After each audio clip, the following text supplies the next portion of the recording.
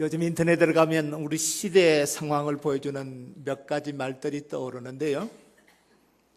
10대는 철이 없고 20대는 답이 없답니다. 30대는 길이 없고 40대는 돈이 없답니다. 50대는 일이 없고 60대는 낙이 없다고, 70대는 이가 없고 80대는 다 필요 없다 그럽니다.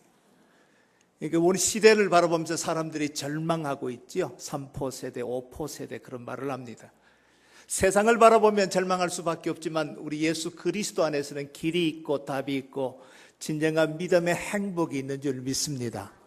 이 집회를 통해서 여러분 10년 가운데 다시 한번 새롭게 하나님의 은혜와 말씀의 불이 회복되는 역사가 있기를 주님의 이름으로 축복합니다. 이 3일 동안 집회하면서 제가 할 수 있는 것은 딱 하나밖에 없습니다. 말씀대로만 강론하겠습니다. 혹시 여러분이 성경을 다 외우셨더라도 성경 들고 오시기 바랍니다. 그래서 제가 성경을 본문 읽어주신 본문을 한 절씩 읽어가면서 강론할 겁니다. 저는 봉사가 아닙니다. 저희 교회에서 목회하듯이 그렇게 설교를 할 것입니다. 오직 주의 말씀을 따라서 한 절씩 함께 읽어가면서 말씀이 뭐라고 말씀하시는지를 들었으면 좋겠습니다. 그리고 그 말씀에 따라 성령께서 우리의 마음을 만져주실 때 역사가 일어날 줄 믿습니다. 이런 하나님의 축복이 충만하시기를 주님의 이름으로 축복합니다. 태초에 물음이 있었습니다. 하나님께서 사람에게 찾아오셔서 던지는 질문입니다. 아담이 범죄하고 동산 가운데 숨었을 때 하나님께서 아담에게 찾아오셔서 물었습니다. 아담아, 내가 어디에 있느냐? 가인이 동생 아벨을 죽이고 들판을 배회할 때 하나님께서 가인에게 찾아오셔서 물었습니다. 가인아, 내 동생 아벨이 어디에 있느냐?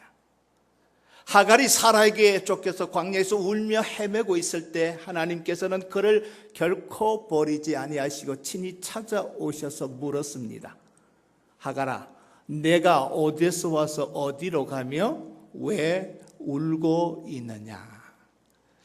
우리가 알고 있는 구약 성경에 보면 하나님께서 우리 인생들에게 던지는 질문들이 굉장히 많이 나옵니다. 근데 하나님께서 던지시는 질문은 우리 인생의 질문처럼 몰라서 무지해서 던지는 질문은 결코 아니라는 말씀이에요. 하나님께서 우리 인생들에게 던지는 질문은 우리의 실존을 향해서, 우리 존재 자체를 향해서 던지는 질문이에요. 1년에 한 2차례씩 저희 교육자들이 수련회를 가는데 이제 이 집회 마치면 월요일부터 우리 또 강원도로 수련회를 갑니다. 지난번에도 한번 강원도 쪽으로 수련회를 갔는데 밤새도록 의논하다가 아침에 일찍 일어났습니다. 그때 우리 목사님들이 그래요. 목사님, 여기까지 왔는데 우리 해변을 한번 그리면 좋겠다고.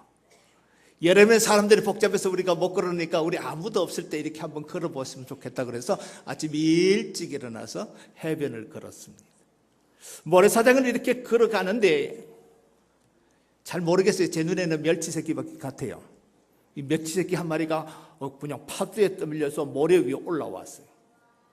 모래 위에 올라온 이 멸치 새끼가 어떻게 할까요? 살고 싶어서 본능적으로 팔딱팔딱 뛰어요, 이놈이. 뛰니까 온몸에 모래로 칠갑을 하는 거죠. 튀김옷 입듯이 그냥 모래로 빽 뚫어서 다 입혀졌습니다. 뛰다가 힘이 없는 이 멸치가 툭 떨어지더니 눈만 뻐끔뻐끔하고 있어요. 지나가다가 제가 멈춰 섰습니다. 그리고 물어봤습니다. 멸치야, 내가 어디 있느냐? 제가 지금 멸치의 위치를 몰라서 던지는 질문은 결코 아닙니다. 너는 물고기로서 물속에 들어가서 유유히 헤엄치고 마음껏 헤엄치며 살아야 되는데 왜 네가 잊지 말아야 될 무태 올라와서 모래사장에 올라와서 그렇게 살고 싶어서 벌떡벌떡 뛰고 있느냐는 그의 존재를 향한 질문이었습니다. 지금 여러분이 저를 보고 계십니다. 여러분이 보시는 저는 목사로서 이문희라는 어째 언론 보면 여자 이름 같은 이름을 가진 목사입니다. 근데 이거 가짜입니다. 제가 서울서 내려올 때 목사라는 직분으로 거북등보다 더 딱딱한 직분으로 완전 무장하고 거룩한 체하고 이 자리에 서 있습니다. 이거 제 실존 아닙니다. 가짜입니다. 저희 집에 가면 목사로서 이문희가 아니라 한 여인의 남편으로서 이문희를 봅니다. 세 아이의 아버지로서 이 문희를 보고요, 제가 손주가 셋이 있습니다. 할아버지로서 이 문희라는 사람을 보지요. 교회에서 보지 못하는 제 모습을 우리 가족들은 봅니다. 아마 교인들이 알면 기절초풍할 일들이 우리 집에서 일어날 겁니다. 그런데 그것도 가짜입니다. 35년 동안 함께 살아온 제 아내가 모르는 내가 있어요. 내가 낳은 자식이 이해할 수 없는 내가 있어요. 나만이 아는 내가 있어요. 하나님만이 아시는 내가 있다고요. 그것을 우리는 실존이라 그럽니다. 우리의 본질이라 그럽니다. 하나님께서 우리 인생들 향해서 질문을 던지실 때 목사, 장로, 권사, 집사라는 껍데기를 향해서 우리 직분을 향해서 던지시는 질문이 아니라 인간 이 문희를 향해서 질문을 던지신다는 말씀이에요. 이 질문이 예수 그리스도 안에 들어오면 승화가 돼서 구원의 초청으로 발전이 됩니다. 예수님의 일대기를 기록한 마태, 마가, 누가, 요한복음에 보면 예수님께서 우리 인생에서 던지는 질문들이 굉장히 많이 나옵니다. 오늘은 그 질문 가운데 하나, 베데스다에 있는 38년 병자에게 던지시는 질문, 내가 낫고자 하느냐. 이 질문 가지고 이 밤에 은혜 안에 충만해지시기를 주님의 이름으로 축복합니다. 오늘 이 이야기는 유대인의 명절날 1절 보니까 그렇게 시작됐다고 그랬습니다. 여러분, 이스라엘의 명절은 우리 명절과 달라서 짧게는 일주일 동안, 길게는 2주 동안 어마어마한 축제가 벌어지는 것이 이스라엘의 명절입니다. 이 이스라엘의 명절이 되면 온 일가 친척들이 전부 다 예루살렘으로 모입니다. 심지어 전 세계에 흩어져 있는 유대인들, 소위 디아스포라들이 하나님 앞에 예배드리기 위해서, 제사하기 위해서, 성지 순례하기 위해서 예루살렘으로 몰려듭니다. 성경학자들에 의하면 예수님 당시에 예루살렘 인구가 약 5만 명이 살고 있었다고 그래요. 그런데 이때 얼마나 많은 사람들이 예루살렘에 모여서 하나님께 예배를 드리는지, 이때 드려지는 양의 숫자만 약 25만 마리에서 30만 마리가 불태워져서 번제로 드려진다고 해요. 한 가정에 한 마리로 치면 어마어마한 숫자가 예루살렘으로 모였다는 거죠. 풍악 소리와 춤추는 소리와 피리 부는 소리와 사람들이 웃고 떠들고 즐거워하고 행복해하는 소리가 온 예루살렘 성에 가득합니다. 문자 그대로 축제 중에 축제가 벌어지는 것이 이스라엘의 명절날이에요. 여러분, 지금부터 우리가 상상의 날을 좀 펴보세요. 사람이 부딪혀서 걸어갈 수 없을 만큼 어마어마한 사람들이 지금 예루살렘에 몰려오고 있습니다. 얼굴에는 웃음이 만연해요. 입에는 기쁨이 충만하고 말하는 소리들이 행복해요. 그 엄청난 축복이 벌어지는 예루살렘, 그 성문 가운데 양들이 번제제물로 들어가기 위해서 통과하는 양문 곁에 베데스다라는 못이 있고, 그 못에 예수께서 문을 열고 들어가시면서 오늘 이야기가 시작된다는 거예요. 자, 그러면 성경으로 다시 들어갑니다. 우리 5장 2절부터 4절까지 말씀요, 다 한 목소리로 큰 소리 읽어주시면 좋겠는데요. 5장 2절부터 4절까지 다 같이 읽습니다. 예루살렘에 있는 양문 곁에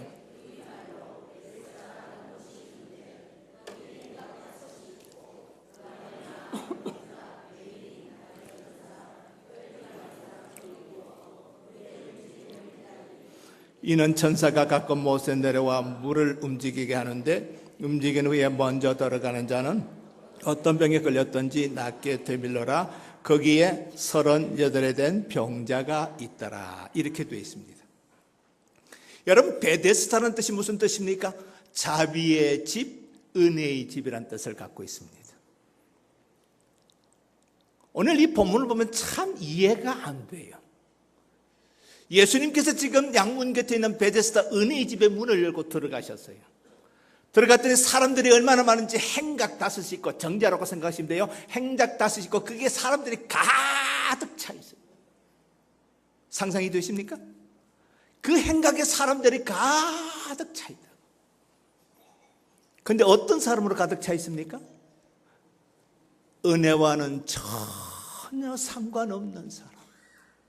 이게 굉장히 충격적이에요. 예수님에게는 충격이에요. 자, 한번 물어보겠습니다. 여러분, 병원에 가면 누가 있는 것이 정상입니까? 환자가 있어야 돼요. 감옥에 가면 누가 있어야 돼요? 죄인들이 있어야 돼요. 술집에 가면 술꾼이 있어야 돼요. 그럼 은혜 집에 들어오면 누가 있어야 돼요? 하나님의 은혜가 충만한 사람들로 가득 차야 돼요. 그게 은혜 집의 모습이어야 돼요.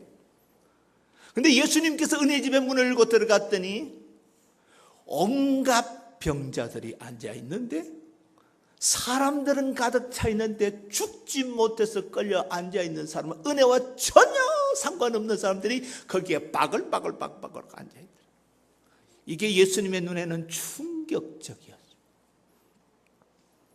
여러분, 오늘 21세기 은혜의 집이, 이 남흥교회가 21세기 베데스다인 줄 믿습니다. 우리가 하나님 앞에 모여서 예배 드릴 때마다 우리 하나님께서 예배를 받기 위해서 전 문을 열고 들어오실 거예요. 그 하나님의 눈에 우리의 모습은, 우리의 심령 모습은 어떤 모습일까요? 이 은혜의 집에 사람 맞게 심령 가운데 은혜가 충만, 기쁨이 충만, 말할 수 없는 하나님의 은혜 때문에 감격하며 감사하며 앉아 있나요? 아니면 이 베데스다 못에 행각다스에 가득한 사람처럼 죽지 못해서 끌려와 있나요? 이 날씨도 추운데 무슨 붕해한다고, 오라 가라, 안 오면 천하하고,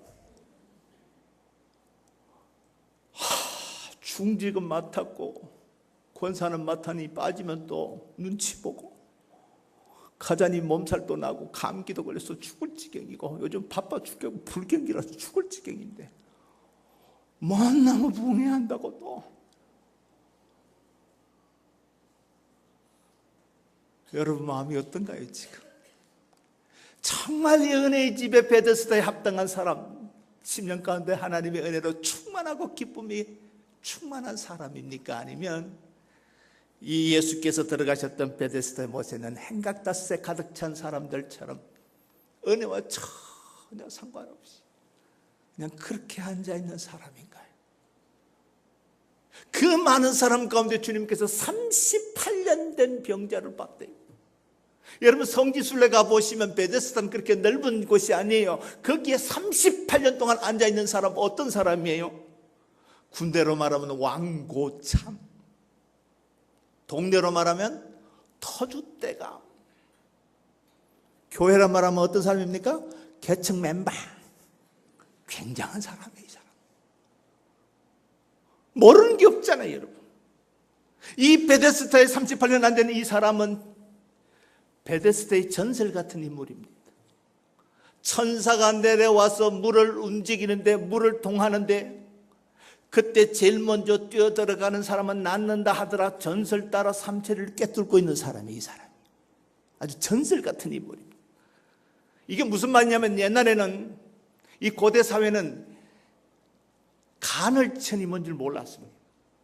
미국이나 뉴질랜드나 호주에 가보면 멀쩡하던 온천이 갑자기 연기가 보글보글 나더니 물이 쭉쭉 올라오는 게 있죠. 지각 변동 일어났다 물이 쭉쭉 올라오는, 이 간헐천이라고 그래요. 이게 그랬던 것 같아요. 옛날에 병원이 바로 온천이 병원이었어요. 갑자기 물이 쭉 올라오니까 천사가 내려와서 그때 물을 막 움직인다고 생각했어요. 그 샘물이 올라올 때 제일 먼저 뛰어들어가는 사람은 난든다 하더라까지 다 꿰뚫고 있는 사람이에요. 이 사람 베데스다에 대해서 모르는 것이 없는 사람이에요. 여러분, 한 교회에 38년 다니면요 대단합니다. 그 사람 부엌에 숟가락 몽둥이 몇 개 있는지 다 꿰뚫는 사람이에요. 그 사람 눈 감고도 교회 구석구석 모르는 것이 없고 다 찾아갈 수 있는 사람이에요. 38년 동안 교회 다녀보세요. 1년에 신구약 1독도 하지 않고요, 설교 들은 것 38년만 들어도 3년 6개월은 써먹을 수 있어요. 1년에 성경 단 1독도 하지 않아도 들은 것만 가지고도요 3년 6개월은 뜯을 수 있다니까요. 한 대 38년 다니면 기도 세련되게 합니다.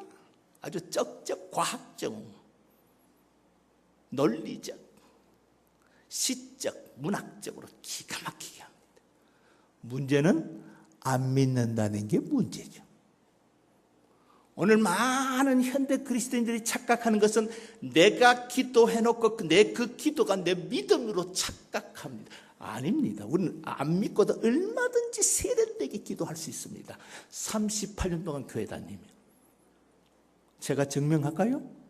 사도행전 12장에 가면 마가의 다락방에 120문도가 기도하는 장면이 나옵니다. 여러분, 이 세상에서 가장 뜨겁게 열렬하게 기도하는 사람은 마가의 다락방에 있는 120문도 맞습니까? 그래서 우리는 철학 기도할 때마다 마가의 다락방의 역사가 일어나게 해달라고 우리가 기도합니다. 그들이 기도하면 하늘에 진동이 일어났습니다. 어마어마한 기도 용사들이 마가의 다락방의 120문도들이에요. 사도행전 12장에 보면 야고보가 죽은 다음에 베드로가 감옥에 갇힙니다. 본격적으로 초대교회에 어마어마한 핍박의 바람이 불기 시작합니다. 걸리면 다 죽습니다. 그때 수제자 베드로를 잡아 넣어버렸습니다. 그때 당시에 감옥에 들어가면 이건 살아날 수가 없어요. 다 바로 순교당하는 거예요. 그래서 이 베드로 사도도 들어가서 아예 포기하고 잡니다. 착고에 채인 채로 그냥 자요. 아니 뭐 살아날 방법이 없는 거예요. 이 소식을 전해들은 마가의 다락방의 120문도가 그 시간부터 기도하기 시작합니다. 뭘 누굴 위해서요? 베드로 사도 풀어달라고 기도를 시작합니다.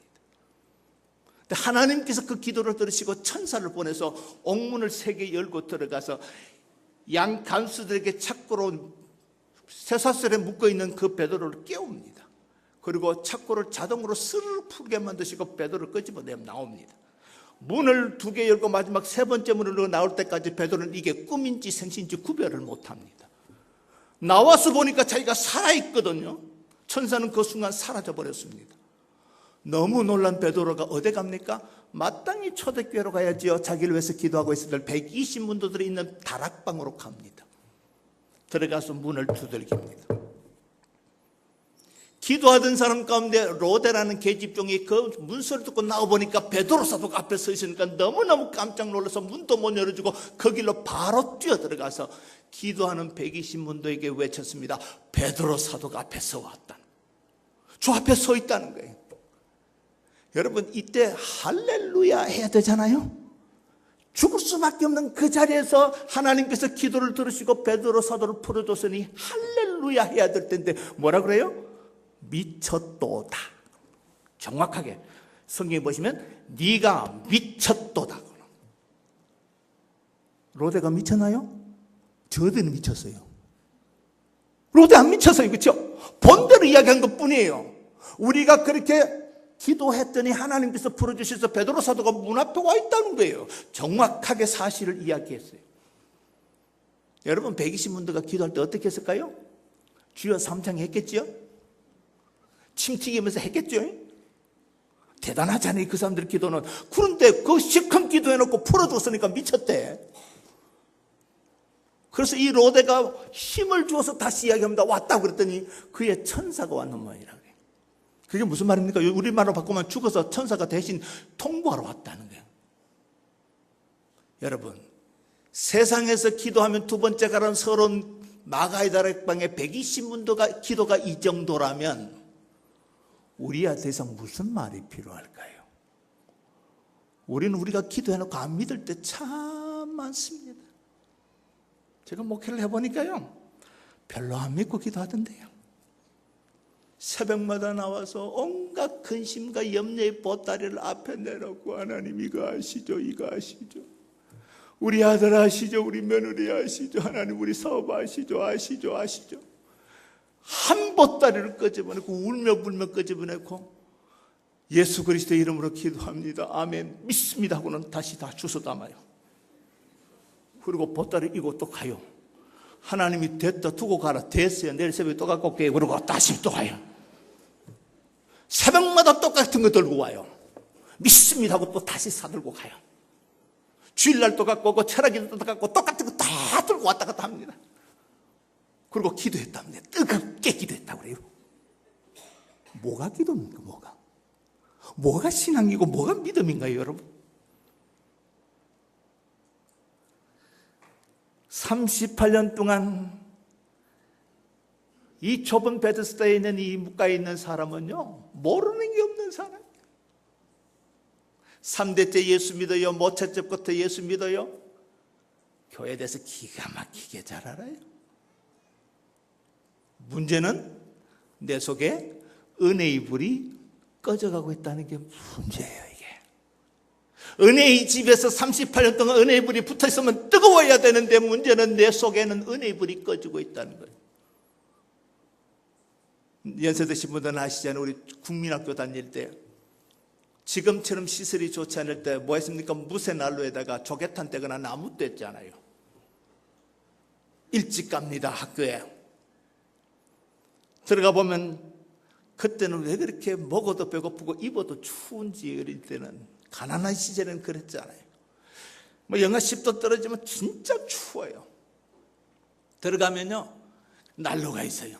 사실 선생님 오시기 전에 난로 피워요, 안 피워요? 안 피워요. 근데 어린 마음에 일찍 가요. 왜 일찍 갑니까?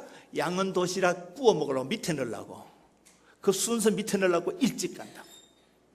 어차피 순서대로 넣을 테니까 노릇노릇하게 잘 굽혀야 맛있잖아요.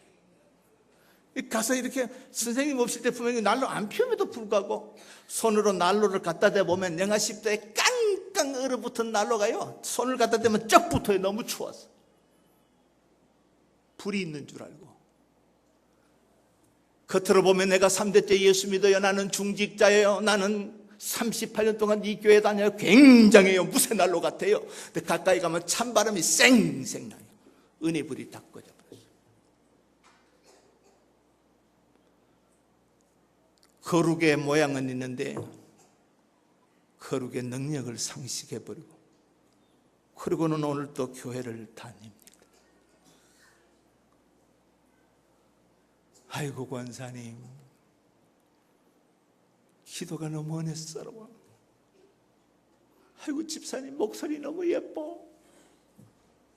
근데 내 속에는 은혜의 불이 가물가물 꺼지고 있습니다. 누구도 속일 수 없는 내 자신, 정직한 내 존재 안에는, 내 본질 안에는 은혜의 불이 지금 꺼져가고 있다는 사실이. 남들은 대단하다고 38년 된 병자에게 이야기합니다. 칭찬합니다. 모든 것을 다 알고 있다고. 우리 베데스다의 전설 같은 존재라고.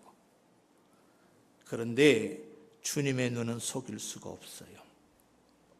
7절 말씀에 6절에 예수께서 그 누운 것을 보시고 병이 벌써 오랜 줄 아시고, 이미 속에 병이 골물대로 골맞어요. 은혜의 불이 다 사라져가고 있습니다. 예수의 눈을 속일 수가 없어요. 행각 다수서에 가득 찬 병자들이 볼 때는 굉장한 사람이에요. 38년 동안 터줏대감으로 앉아있는 사람, 모르는 게 없는 사람이에요. 문제는 예수님 보실 때 가장 비참한 사람. 속에 은혜의 불이 지금 다 꺼져가고 있어요. 이게 문제잖아요.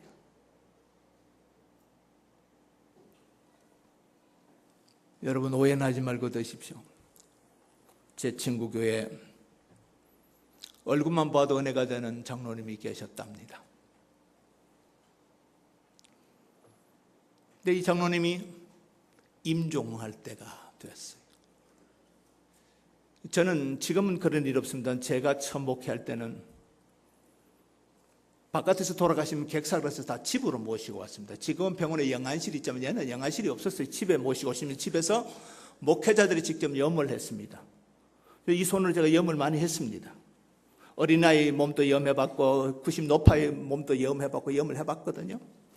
죽음에 대해서 제가 조금 알아요. 믿음 좋은 정말 뜨겁게 기도하시는 권사님이 돌아가시면요, 성경에서 죽음을 잠잔다고 표현하잖아요. 그 잠잔 같아요. 왜 성경에서 죽음을 잠잔다고 표현하는지 제가 조금 알아요. 그때 들어가서 하루 만에 들어가서 권사님 그러면 벌떡 일어나실 것 같아요. 아이고 목사님 오셨다고 벌떡 일어나실 것 같아요. 그렇게 평안할 수가 없어요.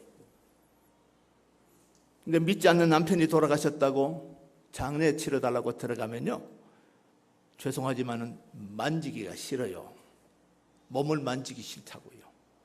어떤 때는 머리끝이 바짝바짝 서요. 평안이 없어요. 제가 조금 알아요. 얼굴만 봐도 은혜스러운 장로님이 돌아갔으니까 그 죽음이 얼마나 아름답겠습니까? 목사님과 교육자들과 동료 장로님들과 권사님들이 함께 마지막 임종 예배 들어갔죠. 이 사람이요, 마지막 임종을 저도 수도 없이 지켜봤습니다마는 마지막 임종하실 때 숨을 몰아쉴 때가 제일 고통스러워요. 마지막 그 찰나에 이 장로님이 숨을 막 몰아쉬는데 갑자기 얼굴이 시뻘겋게 바뀌더니 손을 푹 그거 하신다는 말씀이 죽기 싫어, 죽기 싫어.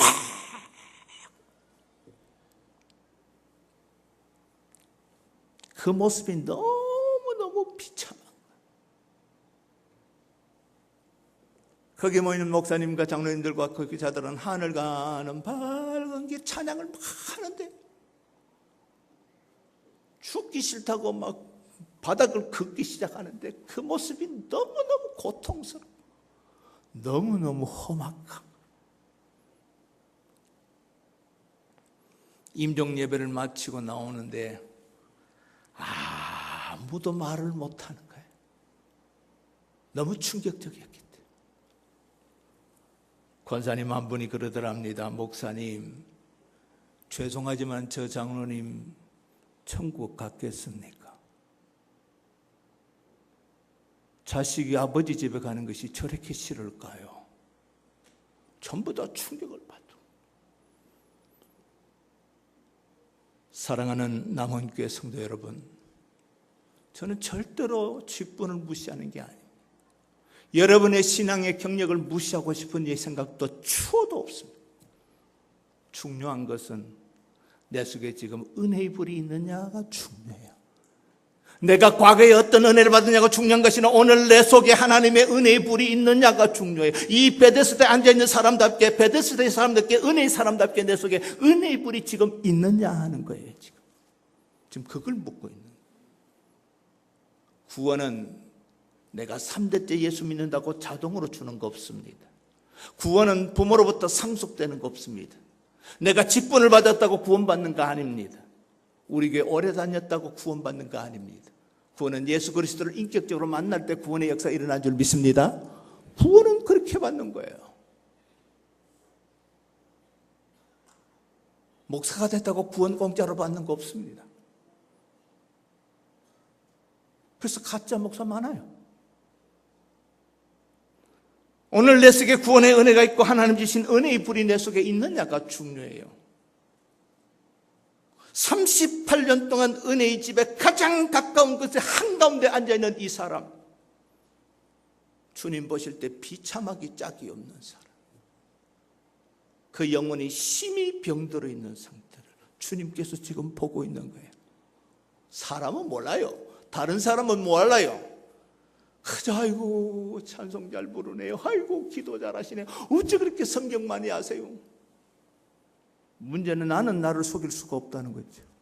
나는 불꽃 같은 하나님의 눈을 속일 수가 없다는 거예요. 지금 하나님은 그런 우리 각자의 심령을 향해서, 우리 각자의 존재를 향해서 지금 질문을 던지고 있다는 거예요.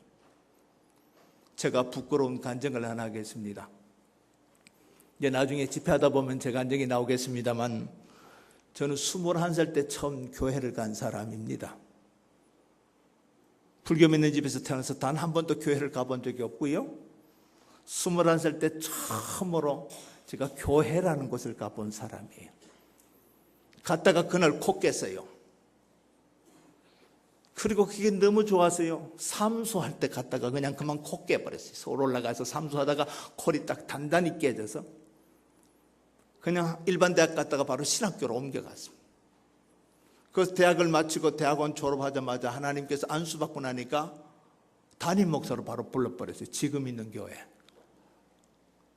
그러니까 저는 전도사도 해본 적 없고 부목사도 해본 적 없고 주일학교도 다녀본 적 없고 주일학교 수련회도 가본 적 없는데 교회에 대해서 아는 게 아무것도 없는데 제가 졸지에 담임 목사가 됐어요.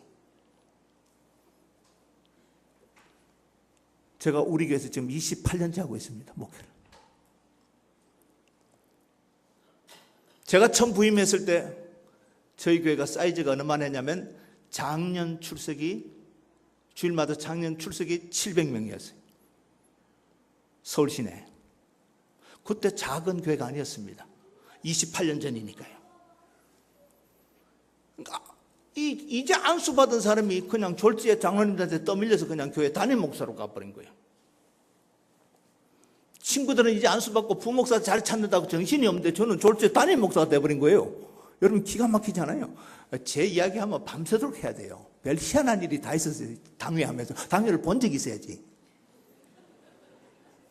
아버지 같은 장로님 13분 데리고 당회를 하는데 내가 아는 게 있어야지. 본 적이 있어요. 신학교에서 가르쳐 주지도 않으니까. 제가 이야기하면 다 넘어갑니다. 저 목회자들은. 기가 막힌 목회자입니다. 제가 아무것도 아는 것이 없는 목사가 담임목사 턱 떼서 아버지 같은 13분의 장로님들하고 이제 시작하는 거예요. 그런데 이게 참 희한한 거예요. 교회가 부흥이 된단 말이에요. 이게 문제예요. 부흥이 안 돼야 되는데 이 교회가 자꾸 부흥이 되네. 그러니까 교회가 이 단층밖에 없었는데 그냥 앉을 자리가 없으니까 또 2층을 뚫어서 만들었어요. 또 교육관을 세워서요. 또 모자라니까 또 정축을 하네. 또 안 되니까 제2교육관을 짓네. 부흥이 안 돼야 되는데 이게 부흥이 되는 거예요. 친구들은 지금 부목사들 자리 찾는다고 난리인데 이게 담임 목사 돼서 부흥이 되니까 이게 교만이 머리 꼭대기까지 올라온 거예요. 이게 멋 모르고 교만해지기 시작한 거예요. 이 젊은 나이에 큰 교회 담임 목사가 되니까 이 교회가 자꾸 성장하면 1000명씩 넘어가니까 그다음부터 이 눈에 뵈는 게 없는 게 제가. 처음에 가졌던 그 순수한 마음을 다 팔아먹어버린 거예요, 제가. 그럼 은혜 받으니까 교회가 부흥하니까 뭐 교인들 만나면 아이고 우리 목사님 그러니까 이게 내가 뭐 된 줄 착각해버린 거예요. 어느 날 새벽 기도 시간이었습니다. 보통 저희 교회는 5시에 새벽 기도, 지금 5시 반으로 바뀌었는데요. 5시에 새벽 기도하면 보통 제가 1시간 전에 들어가 밑에 무릎을 꿇어요. 작은 불을 켜놓고 오늘 주실 그 말씀을 묵상합니다. 교인들이 5시가 될 때까지 다 부를 거예요. 각자 알아서 기도해요. 근데 그날 새벽에 수도 없이 읽었던 말씀이고 수도 없이 설교했던 말씀인 오늘 보면 요한복음 5장 1절에서 9절 말씀을 강론할 차례였어요. 1시간 전에 앉아서 이 요한복음 5장 1절에서 9절 말씀을 그렇게 많이 읽었고 그렇게 많이 설교한 이 본문을 묵상하는데 그날 성령이 저에게 강력하게 임하신 거예요. 제 실존을 보여준 거예요.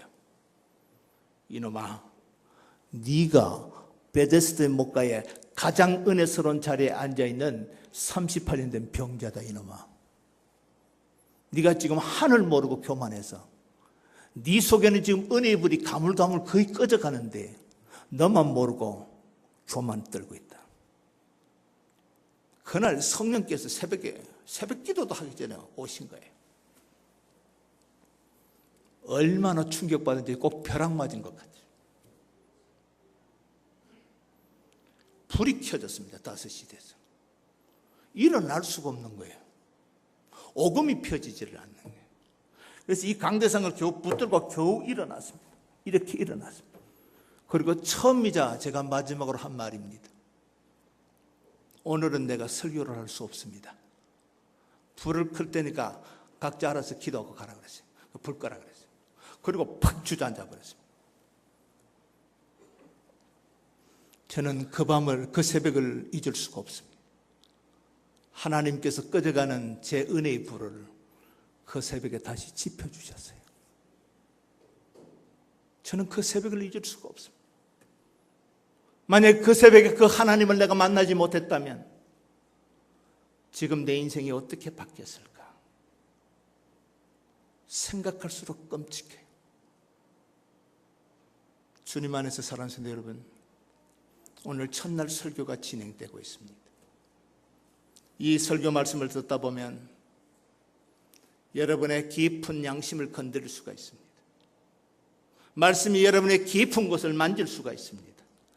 거부하지 마십시오. 양심에 찔린 소리 거부하지 마십시오. 남에게 퍼날리지 마십시오.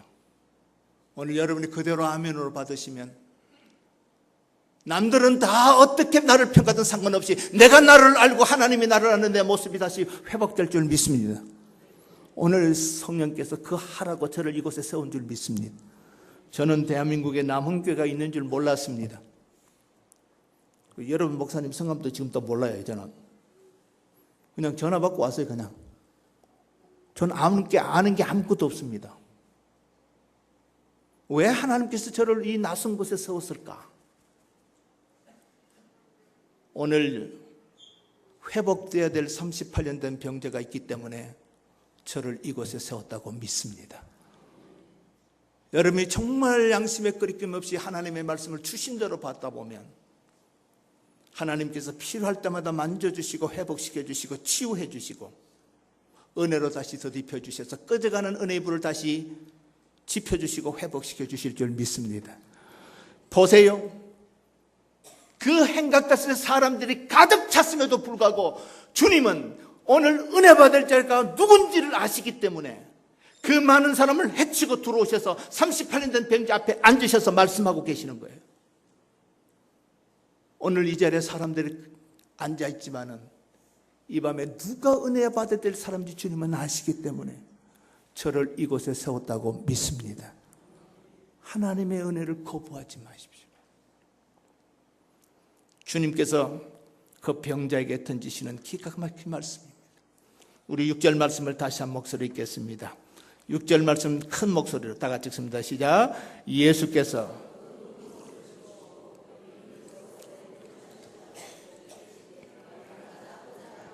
기가 막힙니다. 예수께서 그 눈 것을 벗어 오래된 것을 아시고 이미 주님 눈에는 모든 것이 보이신다는 거예요. 사람들은 나를 똑바로 보지 못하는데 주님은 나를 보고 계시고 아신다는 사실이에요. 제가 은혜 받고 코케에서 신학교를 갔어요.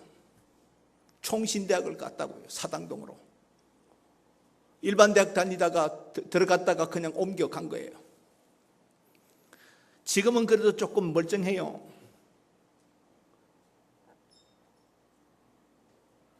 그때는 가면 이 장화가 없으면 걸어갈 수가 없어요. 사당동에 버스도 없어요. 숭실대에서 건너가든지 봉천동 고개를 넘어가야 돼요. 너무 힘들어서 헐떡고개라고 그랬어요. 헐떡거리고 넘어가야 된다고. 그래서 큰 꿈을 가지고 갔어요. 갔는데 이제 막 예수 믿고 은혜 받고 목사가 되려고 신학교를 갔으니까 마음은 좀 순수했던 것 같아요. 갔는데 봄에 첫 학기 봄에 체육대회를 하는데 그때는 뭐 학생 수가 적으니까 그 사당동 안에서 신대원하고 다 있었고 그때 학장님이 박윤선 박사님이세요. 공을 차는데 거룩하신 전도사님들이 공을 차다가 싸우더라고. 와우, 시험 들어서 딱 때려치고 나와버렸습니다. 아니 그놈은 뭐 공 이기면 뭐고 지면 뭡니까? 차서면 되지. 그걸 왜 싸워요 그래 그걸. 그것도 거룩한 전도사님들이. 저는 그때는요 예수 믿는 사람들은 천사인 줄 알았어요. 지금은 절대로 안 속아요. 그때는 정말 예수 믿는 사람은 다 천사인 줄 알을 때인데 그 전도사님 목사님들은 얼마나 그렇게, 저는 화장실도 안 간 줄 알았어요. 그분들은. 그런데 그 거룩한 전도사님들이 신학교에서 공을 차다 축구하다가 서로 이기려고 싸우는 거 보고 시험 들어서 학교 때려치고 나와버렸어요. 나오면 하나님께서 몸을 쳐요. 또 들어갔더니 그때는 신학생들이 왜 그렇게 가난해요? 전부 다 깨재재 시커먼 어디가. 기숙사에서 점심 먹는 인간은 거의 없어. 다 건너뛰고. 참 가난한 시절이죠. 여러분 지금 젊은 친구들은 뭔 말인지 이해가 안 돼요. 그 콩나물에 소금국이에요. 소금국. 그것도 세 끼를 못 먹어요. 나왔어요 또. 하나님 저건 하나 날래요. 내 아니라도 저렇게 뭐 신학교 가서 목사 되겠다는 사람 저렇게 하면 꼭 내까지 뭐 할 거 없잖아요, 하나님. 그때 보니까 장로들은 다 잘 살더라고. 하나님, 나 장로 될게요. 내 돈 벌어서 장로 돼서 돈 벌어서 가난한 신학생들 목사님들 내가 팍팍 밀 테니까 나까지 뭐 굳이 뭐 시키지 마시라고. 그 도망 나오더니 그 또 몸을 쳐요. 3학년 1학기까지 다니다가 도저히 못 다니겠는 거예요, 이게. 예수 안 믿는 거 아니니까 하나님, 나 못 다니겠다. 그래서 휴학기를 냈어요. 그럼 하나님, 내가 군대 가서 3년 동안, 그때 군대 생활이 길었잖아요. 3년 동안 내가 성경만 읽겠습니다. 다시 콜링하십시오. 부르십시오. 내가 3년 동안 성경만 읽을 테니까 다시 부르시면 내가 목사하고, 안 부르면 내가 장로하겠습니다. 나 예수 안 믿는 거 아닌데 내 장로해서 내 정말 열심히 충성할 테니까 그냥 내버려두세요. 그리고 하나님하고 내기를 했어요. 그 군대에 가서 논산훈련소 들어가요. 훈련 받을 때부터 제가 성경만 읽어서 약속을 지켜야 되니까. 그리고 훈련소 마치는데도 하나님이 안 부르시더라고. 할렐루야. 서울은 너무 좋은 거예요. 그래서 이상한 부대 서울에 자대 배치됐어요. 오니까요, 사령부에서 최고의 보직이 사령관, 투스타. 그 다음 보직이 누구냐 했더니 군종사병. 군종사병은 사령부 바깥에 있는 일반 교회 전도사에서 자기 집 마음 놓고 왔다 갔다 해요. 최고의 보직, 두 번째 보직. 갔더니 군종사병이 제대가 일주일 남았어. 전 사령부 사병 중에 신학생은 나밖에 없어. 그러니까 제가 들어가니까 전부 다, 이야, 너는 지금 최고의 보직, 너를 위해서 기다리고 있다. 왜? 속으로 할렐루야, 감사합니다. 뭐 영무에서 거주하는데요, 이등병이. 여러분 상상이 되세요? 영무에서 거주하면서 집 마음대로 다니는데요, 일반 사람들이 주는 밥 같이 먹고 집사람들하고 같이 노는데, 으아, 기분 좋죠. 새벽에 갔어요. 이제 일주일 쉬었다가 이제 이렇게 얘는 군인들이 이렇게 큰 백을 더블백이라 그래, 이렇게 들고 가는 거 퍼는 거 있잖아요. 갔더니 그 부대는 아무나 오는 부대가 아니었던가 봐요. 근데 제가 거기 갔어요. 자, 너 아버지 뭐하냐? 한 놈이, 왜? 육군생활학교 교장 아무개 장군 아들입니다. 그래? 너는 3차로 가. 너 아버지 뭐하냐? 예, 청와대 아무개 아들입니다. 너는 2차로 가. 이렇게 막 나가는 거예요? 몇 명이 없는데 그렇게 막 나가니까, 정신 없대요? 제 차례가 됐어요. 우리 집에는 청와대도 없고, 군인도 없고, 내가 오고 싶어서 왔나요? 자기가 가라 그래서 왔지. 이렇게 구색만 주다가 제가 끼어 들어갔던가 봐요, 거기에. 어떻게. 그렇게 막 딸려 들어온 거예요, 서울로. 야, 너 무슨 백이야? 아무리 봐도 백이 없어요, 저는. 그래서 그렇죠. 더블백 들고 왔습니다. 이 새끼 바로 말해. 야, 미치겠어요. 아무도 없거든요. 하나님 백입니다! 이렇게 하면. 나중에 이야기하지. 안 되겠대요. 저를 보니까 제가 키가 커요, 작아요? 그때는 요즘 애들이 워낙 커서 이게 제가 작아 보이지 실제로 제가 큰 키거든요. 딱 보니 와, 잘 빠졌구만. 지금은 살이 좀 쪘지만 그때는 60 몇 킬로밖에 안 나갔거든요. 잘 빠졌어. 너 헌병대가. 키 크고 잘 빠졌으니까 헌병대 가래요. 내가 지금 군종사병 가야 되는데, 야, 사령부 헌병대에 들어가니까요, 지금은 그런 일 없잖아요. 구타금, 그때는 구타가 많았거든요. 옛날부터. 문 열고 들어가니까 막 주먹 40개가 한꺼번에 날아오더니 저게도 팍 쳐박혀버려요. 아버지 왜 날 낳으셨나요? 할렐루야는 사라져버리고 막 죽을 지경이죠, 그때부터. 돌아서니 수요일이다. 교회 다녀오겠습니다. 어디? 교회 다녀오겠습니다. 그럼 뭐 하는 것이야? 사령부 헌병대 역사상 교회 가는 한 놈도 없대요. 저는 나라와 국가를 위해서 충성해서 간 사람이 아니고 목사 될 것인가 장로 될 것인가 그 문제 때문에 군대 간 사람이기 때문에 저는 교회를 가야 돼요. 그렇죠? 가죠. 갔다 보니까요, 새벽 4시까지 두들겨패더라고요. 3일 지나면 또 주일이죠. 왜 그렇게 빨리 다가와요? 교회 다녀오겠습니다. 그래, 교회 다녀오겠습니다. 어차피 안 보내주니까 도망갔죠, 또 교회. 예배가 오면 또 난리 나죠. 부대는 별짓을 다 시키는 거예요. 한 달쯤 하고 나니까요, 왕고참이 나타났어요. 병장 제대 말년에 왕고참이 나타났는데, 우리 부대는 얼마나 군기가 센지 내부반에 표가 하나 있습니다. 양해하고 들으세요. 내가 만든 게 아니니까 양해하세요. 그 표가 뭐냐면, 왕고참은 하나님과 동기동차이다. 이게 표입니다. 자기 집을 맘 놓고 다니는 거예요, 이 사람은. 왜냐하면 정문을 지키니까 누구도 간섭 안 해. 제가 2달 만에 왕고참 얼굴 봤다니까요, 병장 얼굴을. 그러니까 하나님과 동기동차이래요, 자기는. 근데 이분이 나타난 거예요. 한 달 만에 제가 처음 봤어요. 딱 나타나더니 내만 집합.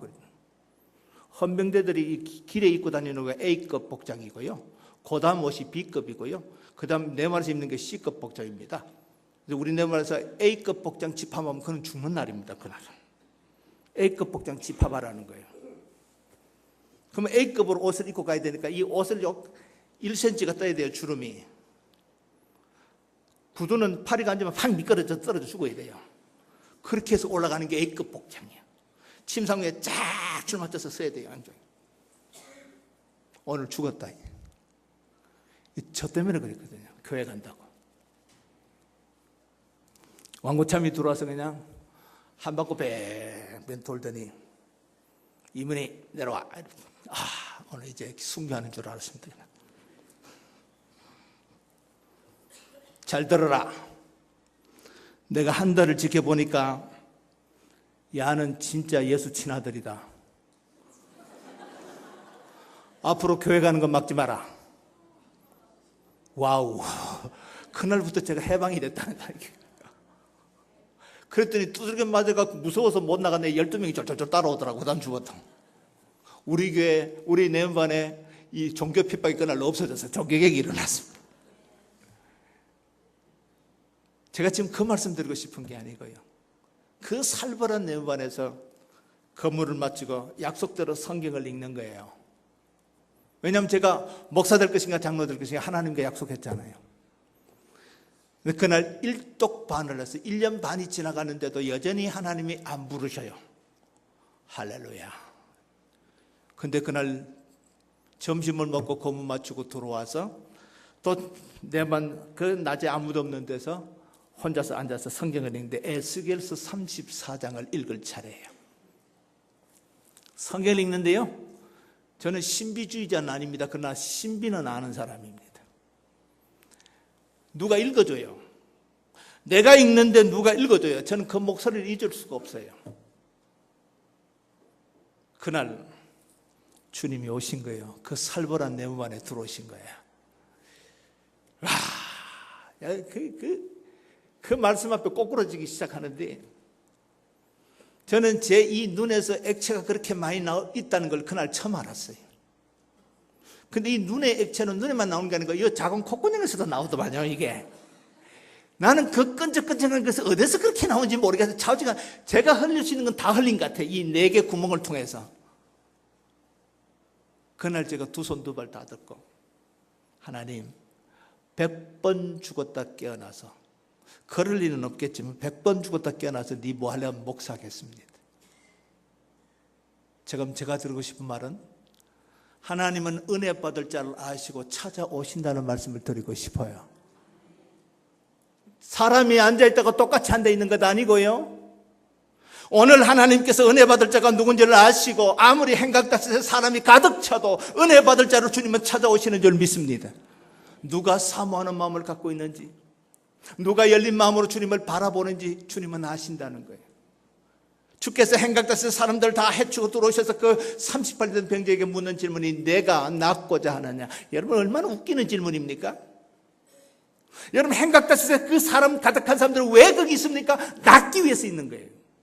더군다나 38년 동안 거기 앉아있는 사람은 목적은 딱 하나밖에 없습니다. 뭐 하기 위해서? 낫기 위해서요. 근데 그 사람에게 뭐라고요? 네가 낫기를 원하느냐? 이게 말이 안 되는 이야기예요. 놀리는 것도 아니고 이게 말이 안 되잖아요. 이게 무슨 말입니까? 무슨 뜻일까요? 이런 말입니다. 각색하면, 너 진짜 낳고 싶은 생각이라도 있냐? 주님 보실 때 이 사람은 낳을 생각이 꿈에도 없는 사람이에요. 오해하지 말고 잘 들으세요. 처음에는 낳고 싶어서 앉아 있었습니다. 그리고 물이 동하기를 기다렸습니다. 뛰어들어가려고 애써봐도 자기 몸이 움직이질 않습니다. 사람들에게 요청도 해봤습니다. 외쳐도 봤습니다. 사람들이 아무도 들어주지 않습니다. 시간이 흘러갑니다. 10년이 지나갑니다. 20년이 지나갑니다. 30년이 지나갑니다. 베데스다 못에 가장 오래된 사람이 되니까 어른이 됩니다. 터줏대감이 됩니다. 사람들이 올 때마다 음식도 나눠줍니다. 다른 환자들 때 찾으러 왔다가 또 이 사람이 오래된 사람이니까 이 사람에게 음식도 나눠주고 옷도 나눠주고 돈도 던져줍니다. 한 번, 두 번 받을 때는 그랬는데 받고 나니까 그것도 수입이 솔솔 찬습니다. 괜찮아요. 나와봐야 할 일도 없어요. 38년 동안 거기 앉아있는 사람이 재산이 있겠습니까? 가족들이 좋아하겠습니까? 누가 환영하겠습니까? 앉아있으니까 있을만해요. 그게 처음 앉아있기 힘들지 앉아있어 보니까 그것도 수입도 괜찮고 사람들이 알아주고 음식도 갖다주고 돈도 갖다주고 괜찮아요. 어느 순간에 낳을 생각이 없어져 버렸습니다. 왜요? 낳는 것보다 거기서 앉아있는 것이 수입이 훨씬 좋습니다. 더 편안합니다. 사람들이 인정도 받습니다. 존경도 받습니다. 베데스다의 완고참이라고. 남들이 볼 때는 낳기 위해서 앉아있는 것처럼 보이지만 주님 보실 때 그리고 그 중심에는 낳을 생각이 없습니다. 그냥 그게 좋은 거예요. 이 모습이 오늘 한국교회 모습이라는 사실을 기억하십시오. 한국교회는 안 변하기로 민족적 사명을 띠고 앉아 있습니다. 왜요? 변하면 귀찮거든요. 뭘 하려면 자꾸 돈 내라고 그러잖아요. 그냥 우리 이대로 좋은데.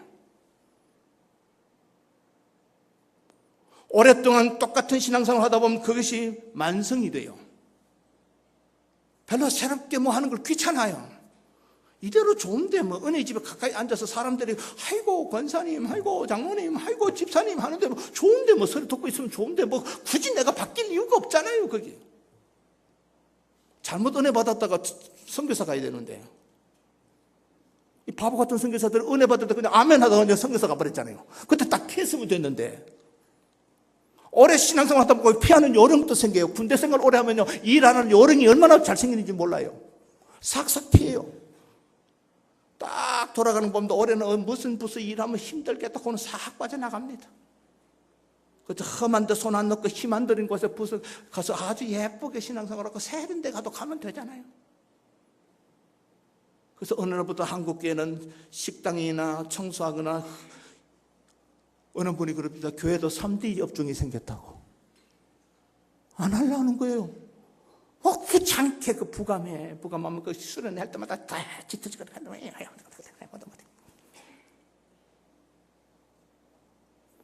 왕년에 나도 많이 했어. 내 속에 은혜불은 점점 꺼져갑니다. 지금 은혜 받고 싶은 마음 없어. 왕년에 나도 다 해봤어. 새신자가 들어와서 은혜 받고 팔딱팔딱 하면 나도 내날 전해봤어. 그래 하다가 니도 나처럼 될 거야.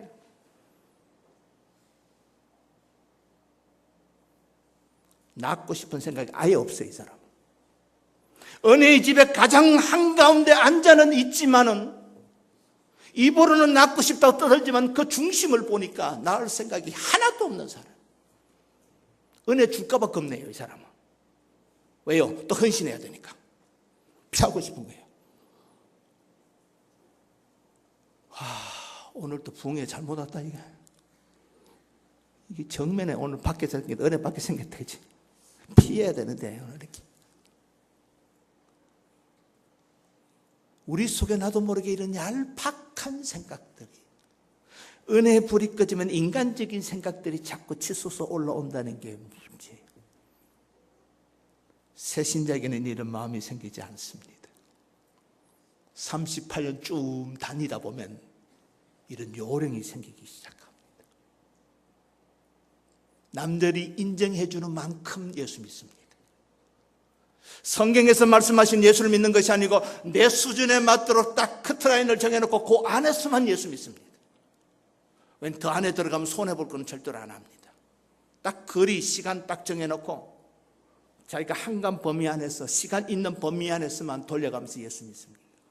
아주 세련되게 예수 믿습니다. 문제는 내 속에 은혜의 불이 자꾸 꺼진다는 게 문제죠. 은혜로 사는 것이 아니고 자기 습관으로, 생각으로, 자기 계획으로 예수를 믿는 거예요. 그러니까 은혜의 깊은 곳을 들어가지를 못합니다. 38년 된 삼층병자의 모습이 그와 같다는 거예요. 얼마나 놀라운 순간입니까, 여러분? 예수님이 오셨다니까요. 가나 혼인자 집에서 물로 포도주를 바꾸는 역사가 예수님 손에서 이루어졌다는 것을 온 동리가 지금 다 알고 있는데, 수가성 여인이 남자 5도 몰라서 6번째 남자와 함께 사는 그 험악한 여자가 예수 만나서 인생이 달라지고 그 여자를 통해서 수가성의 사람들이 다 예수께 돌아왔다는 그 놀라운 소문을 다 듣고 알고 있는데, 그 예수님 지금 오셔서 네가 낫기를 원하냐 하는데 뭐라고 말해야 돼요? 이 사람은 아멘 할 생각이 없어요. 7절을 같이 읽습니다. 큰 목소리를 같이 읽습니다. 병자가 시작. 병자가 대답.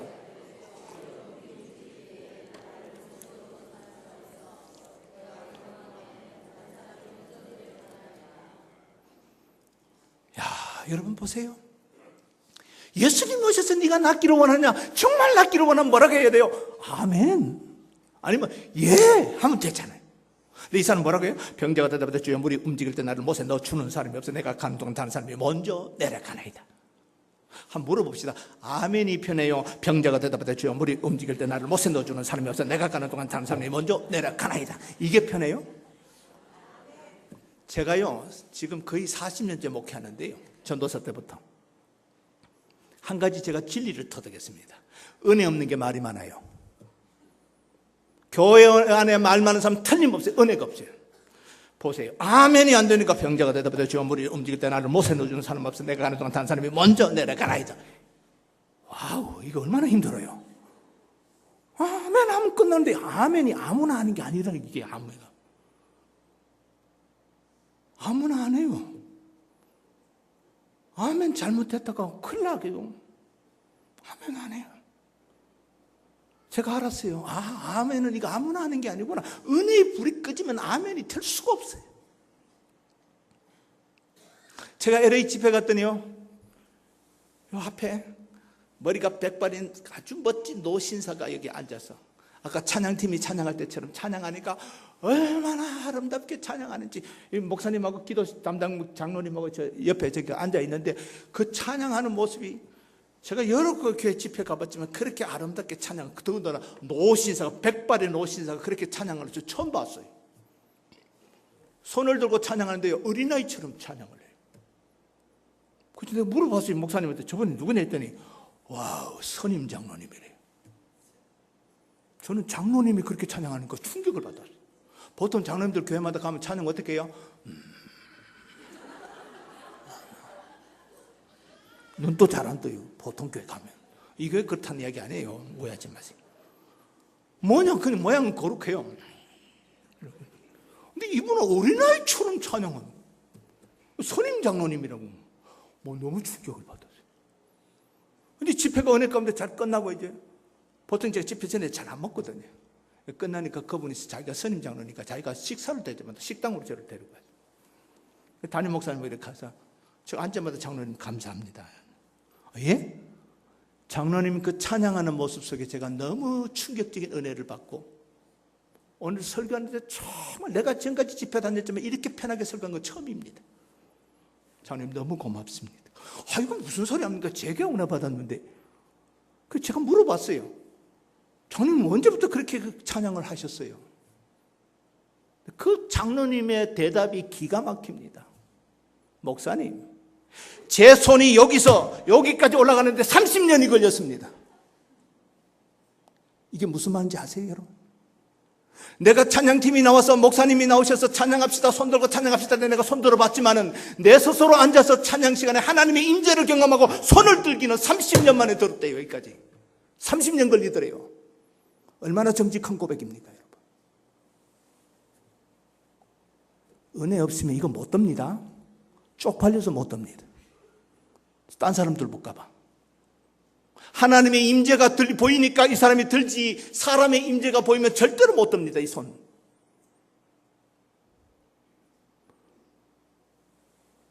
아멘, 아무나 하는 거 아닙니다. 열정적인 찬양 그거 아무나 하는 게 아닙니다, 여러분. 은혜의 불이 끄지면 하래도 못합니다.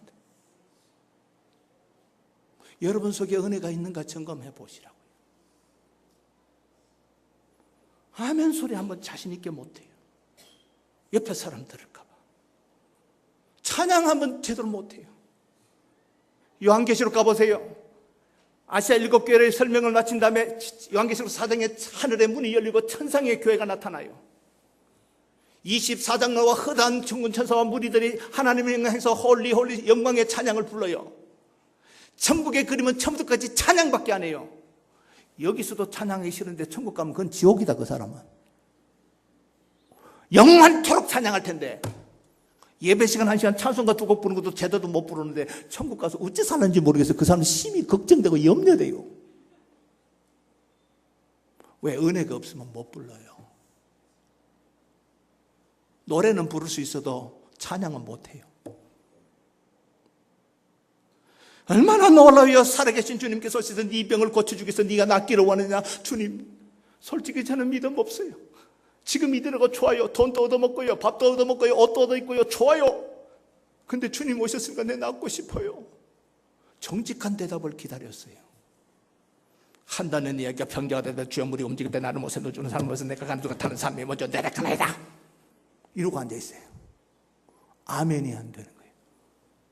네 아들이 이번에 대학 들어가기를 원하느냐? 아멘 하면 될 텐데 이번 수능시험에 460개만 맞았으면 좋겠는데요, 이렇게 나와요.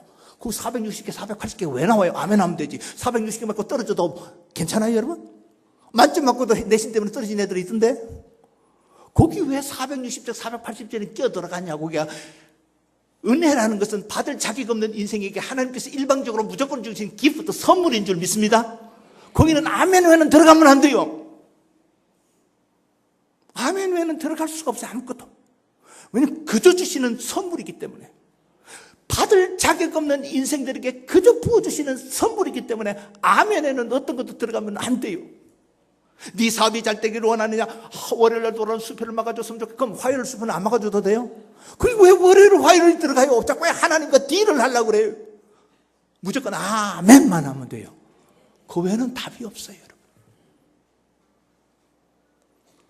서울에는 남자 집사들이, 젊은 남자 집사들이 예수 믿기 너무 힘들어요. 골프 치자, 이게 첫째. 그 다음에 등산 가자. 우리나라 사람들은 여기도 그래요. 서울 1월 되면요, 등산 가는 버스 타라고요, 막 옷자 얼룩벌룩 사시사철 단풍형 옷이, 그 아웃도어라는 걸 입고요, 정신없이. 제가 그 태릉 선수촌 옆에 살아요. 그 태릉 선수촌 옆에 공릉산에서, 거기 선수촌, 요즘 이제 선수촌이 절로 진천으로 갔습니다만, 지난번까지 해도 그 선수촌 애들이 거기서 이제 운동하는 꼭대기까지 올라가면 보통 그런 거라면 2시간 반에서 3시간 걸려요. 그 정상까지 가는데. 근데 거길요, 이 선수 아이들은 팬티 바람으로 뛰어요, 그냥. 1시간 반이면 뛰어갔다 와요. 그 산을요, 토요일, 주일, 수요일 시도 때도 없어요. 사람들이 등산도 올라오는데요, 배낭을 이따만 히말라야 올라가는 거 지르고 올라가요. 옷도요, 히말라야 갈 때 입는 옷을 입고 올라가요. 그 팬티바로 뛰어가도 되는 그 산을. 그래서 내가 우리 집사람한테 물어봤어요. 여보, 우리 동네 언제 히말라야가 생겼냐? 내가 물어봐요. 와, 그냥 가볍게 쫙 올라가면 되는데 뭘 그렇게. 참 대단해요. 대한민국 사람들은 대단한 것 같아요. 뭘 하면 다 해야 돼요. 그 따라민국이라고 그러대요. 따라한다고. 요즘 또 롱패딩을 입지요. 키는 쫑따르만 한데 롱패딩을 입고 이게 사람인지 뭔지 구별이 안 되게. 중학생들이, 중학교 여자애들이 보면 똑같은 거 시커먼 거 입고요, 요거는 빨갛게 발라가지고 이 인간인지 뭔지 모르겠어요. 옛날 강씨 같아, 이렇게. 아이고, 그래서 내가 교회 그거 입고 혼을 내준다 그래. 이 따라민국들이 이게 어울리는 걸 입어야지. 안지 옷인지 구별이 안 되는 걸 입고 가. 아이고, 참나 죽겠어요. 우리 집사님 한 분이 집사인데 일 안 하고 밥만 먹고 가면 우리는 밥 사라 그래요. 그 남자 밥사가 많아요, 교회에. 주일에 등산 광이에요. 친구들은 다 믿는데 등산 가져가는데 뭐 등산 갈 수가 없죠. 갔다 벼락 맞으려고. 안 가면 가고 싶어도 뭐 교회 와야지. 그래도 소위 집사인데 교회 와야지. 어떻게 산에 가겠어요? 하루는 친구가 그러더래요. 야, 네 하나님이 그렇게 째째하냐? 360일 교회 가는데 한 번 빠졌다가 벌을 탁 줘 그러냐? 그 째째한 하나님 믿지 마라. 듣고 보니까 맞잖아. 그치, 우리 하나님 뭐 한 번 교회 안 왔다가 딱 때리고 한 번 왔다가 막 상 주고 뭐 안 그러잖아요. 야, 너는 교회 다니는 나보다 더 훨씬 낫다. 그래, 360일 내게 교회 갔는데 한 주 빠졌다가 뭐 하나님 벌 주겠어. 알았다, 같이 가자. 그리고 주일 빼먹고 등산, 북한산에 올라간 거예요, 서울에. 여러분 뉴스 보십시오. 북한산에 올라갔다 떨어지면 어디서 떨어져요? 인수봉에서 떨어져요. 인수봉은 바위만 돼 있어요. 그래서 걸로 내려오면 아주 산을 잘 타는 사람만 내려왔다가 미끄러져서 떨어지거든요. 그거 떨어지면 중상 아니면 사망이에요, 그게. 그래서 북한산에서 사고 났다면 다 인수봉에서 나요. 올라갔단 말이야. 간만에 올라가니까 얼마나 좋아요. 야우야우 신나게 올라갔다가 이제 내려올 때는 자기 빠른 대로 내려오면 돼요. 보통 그렇게 해요. 뒤로 놓으면 청수장으로 내려오면 되고, 앞으로 오면 도선사로 내려오는 사람도 있고요. 419 탑으로 내려와도 되고, 각 구기터널 쪽으로 내려와도 되고, 다 빠른 대로 자기도 다 헤어지면 돼요. 각자 다 헤어져서 해가 니우니우 기우니까 다 헤어졌어요. 이분은 그래도 간만에 왔잖아요. 계속 빠지다가 또 벼락 맞잖아요. 그러니까 뿌리 뽑는다고 인수봉으로 내려왔어요. 원래 산을 잘 타니까 이분이. 근데 간만에 산에 갔더니 이 하체가 힘이 빠져서 호돌호돌 하는데 인수봉 내려다가 쑥 미끄러져 버렸어요. 그러니까 그 바로 떨어져. 살고 싶으니까 본능적으로 손을 딱 이러니까 가지 하나가 잡혔는데 이 가는 가지 하나가 잡혀 대롱대롱 매달려 있습니다. 거기에 누가 없어요. 사람 사야. 소리를 지르는데 그 밤에 누가 산에 있겠어요? 요즘 같은 밤에도 산에 가지면 그때는 뭐 산에 가는 사람 못. 불러도 대답 없는 이름이요. 부르다가 내가 죽을 이름이 하고 막 세례 이름을 불렀는데 아무도 대답 없고 메아리만 들립니다. 지쳤습니다. 이제 뭡니까 땡기자니 빠질 것 같고 매달릴 힘도 없고 이제 마지막 하나님 한 번 더 부르고 죽으리라 그러고 누가 없어요. 사람 살려. 그때 갑자기 하늘에서 음성이 들렸습니다. 내가 여기 있다. 누구십니까? 여호와 하나님입니다. 오, 하나님 역시 살아계시군요. 하나님 살려주세요. 하나님이 묻습니다. 네 나를 믿느냐? 하나님 그래도 소위 집사인데 집사가 하나님 안 믿고 누구 믿습니까? 믿습니다. 한 번만 물으면 좋은데 성경에 보시면 하나님은 굉장히 유머러스하셔서 똑 3-4번 물어요. 또 물을 때도. 베드로가 디베라 바다까지 도망갔을 때 네가 나를 사랑하냐 몇 번 물었습니까? 한 번만 물으면 입술에 침을 바르고 더 거짓말하면 되는데 똑같은 말을 3번 물으면 사람 환장한다. 이거는 또 묻습니다. 네가 나를 믿느냐? 그러니까 이 가슴이 철량한 거지. 그러니까 이 사람이 하나님 저는 목회하면서요 이 뱀기 가는 소리 하는 사람들 있죠. 제일 안타까워요. 얼마나 안 믿어지시면 그냥 믿습니다 하면 되지 뭐 저렇게 안 믿어지실까? 너무 안타까워요. 아이고 힘드니까 하나님이 또 묻습니다. 마지막 묻는다. 네가 나를 사랑하느냐? 네가 나를 믿느냐? 그랬더니 이 집사님 한다는 소리가 하나님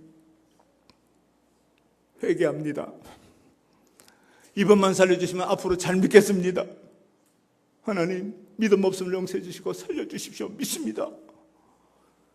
그래 네가 이제 정직하고 솔직하게 믿는다 그러니 내가 너를 살려주겠다.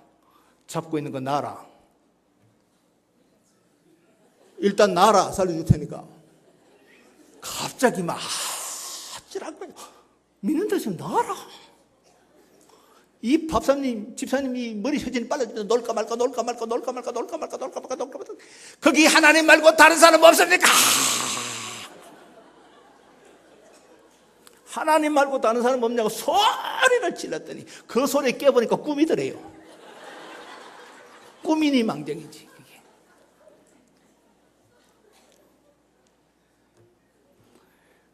그 집사님이 오늘 저와 여러분 아닌가요? 하나님이 응답하시고 은혜 주시고 축복 주시면 혼자 예수 믿는 것처럼 교만을 떨다가 하나님께서 병들게 하시고 암 걸리게 하시고 자식 떨어지게 하시고 사업 실패 만들게 하면 그 다음부터 하나님 말고 딴 거 찾아다녀요. 팔공산에 올라갔다가 사람 찾아서 기웃거리고 딴 거 찾아, 하나님 말고 다른 거 찾아다녀요. 믿음은 그때 그 믿음 얻어가 버리고 이 38년 된 병자처럼 은혜의 집에 한가운데 들어와서 은혜 받겠다고 들어놓고는 사람들 던져주는 동전에 믿음 빼앗겨버리고 사람의 존경의 은혜에 사람의 칭찬하는 박수 소리에 교만해져 버리고 사람들이 주는 옷에 맞떨어지고 굳이 날 필요가 없어.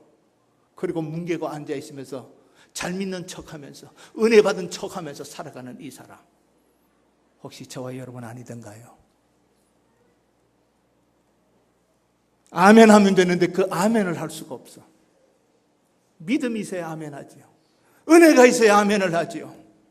아멘 했다가 내가 잘못 걸리면 큰일 나는데 배운 요령은 있어가지고 요래 빠지고 저래 빠지고 계속 빠지고 싶은 거예요.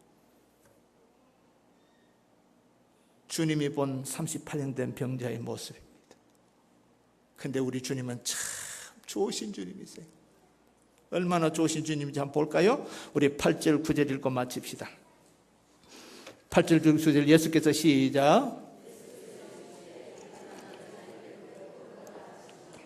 그 사람이 곧 나와서 자리를 들고 걸어가니라. 이날은 안식일입니다.